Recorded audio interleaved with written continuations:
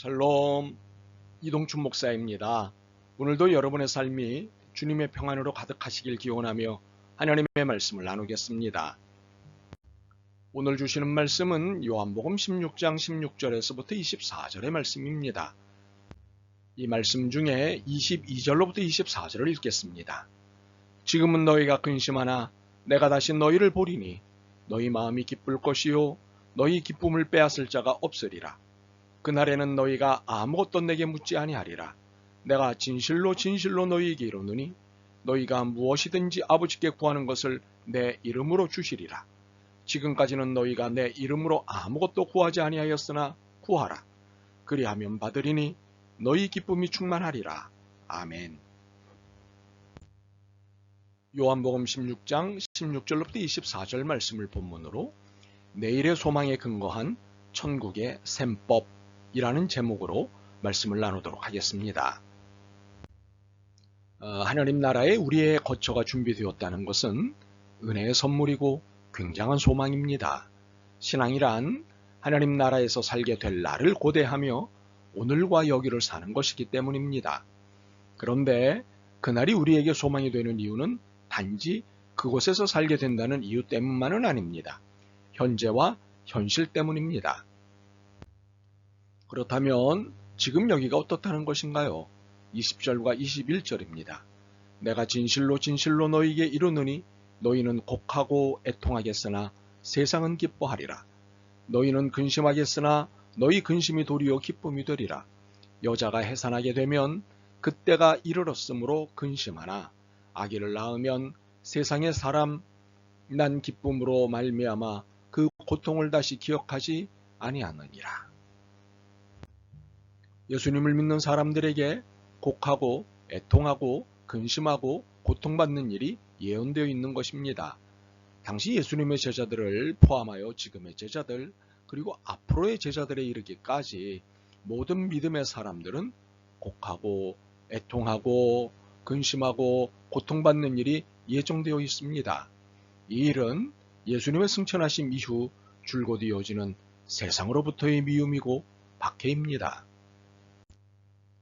이유인즉 세상이 예수님을 물리쳤고 이겼다고 오판했기 때문입니다. 이 내용은 앞에 15장 18절로부터 25절을 통해 잘 알 수 있습니다. 예수님을 미워하기 때문에 예수님께 속한 우리도 미워하고 예수님을 박해했기 때문에 우리도 박해합니다.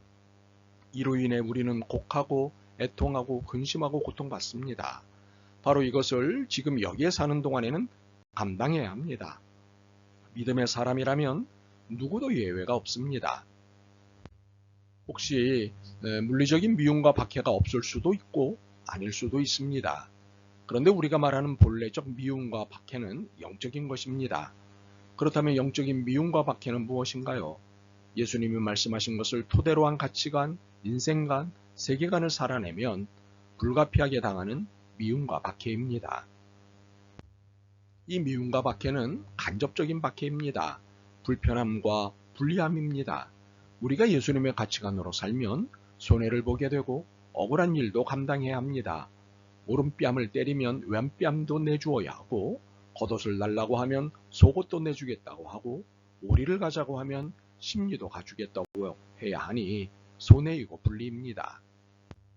그런데 이것을 손해와 분리로 따지는 것은 세상의 셈법입니다.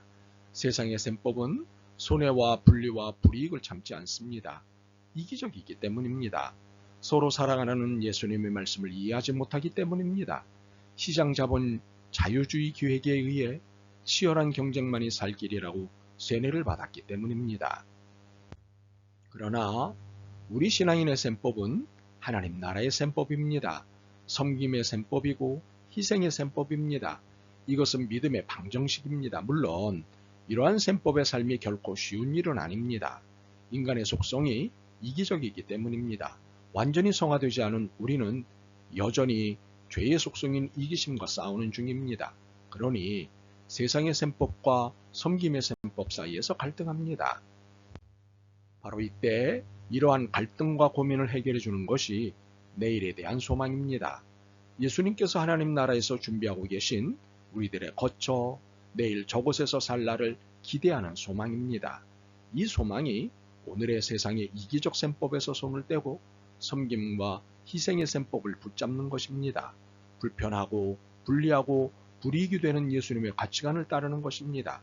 이 미움과 박해의 세월을 찬양하며 걸어가는 것입니다. 이것이 내일에 대한 기대로 오늘을 사는 우리 신앙인의 모습입니다. 이렇게 내일에 대한 소망이 오늘의 근심, 오늘의 염려를 이기게 합니다. 물론 날마다 사건마다 땅의 셈법과 하늘의 셈법 사이에서 갈등할 것입니다. 근심과 믿음, 염려와 소망 사이를 수시로 오갈 것입니다. 그러나 예수님이 22절에서 말씀하신 것을 놓치지 않는다면 갈등의 진폭이 줄어들 것입니다. 지금은 너희가 근심하나 내가 다시 너희를 보리니 너희 마음이 기쁠 것이요 너희 기쁨을 빼앗을 자가 없으리라. 다시 오시겠다고 하셨습니다. 다시 오시면 세상의 모든 판이 뒤집히는 것입니다. 세상은 없어지고 하나님 나라만 있게 될 것입니다. 그러니 누가 주님이 주시는 기쁨을 빼앗아 가겠습니까? 그러니 이날을 소망하며 오늘을 견디는 것입니다. 이러한 신앙인의 태도를 모범적으로 보여주고 설명한 선배가 바울입니다. 로마서 8장 24절로부터 26절입니다. 우리가 소망으로 구원을 얻었음에 보이는 소망이 아니니 보는 것을 누가 바라리요. 만일 우리가 보지 못하는 것을 바라면 참음으로 기다릴지니라.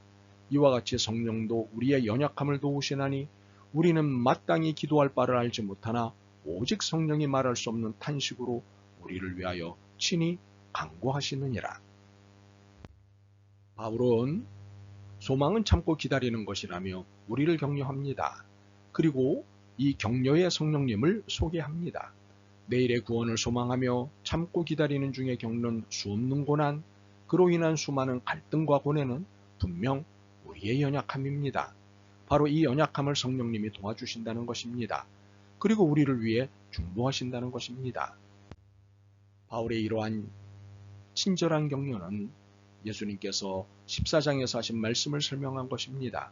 우리의 거처를 예비하러 가신 동안 우리를 고아처럼 버려두시지 않겠다는 약속으로 다른 보혜사, 즉 성령님을 보내주시겠다고 하셨습니다. 그러므로 바울의 설명은 이 약속을 지키신 것의 확증입니다.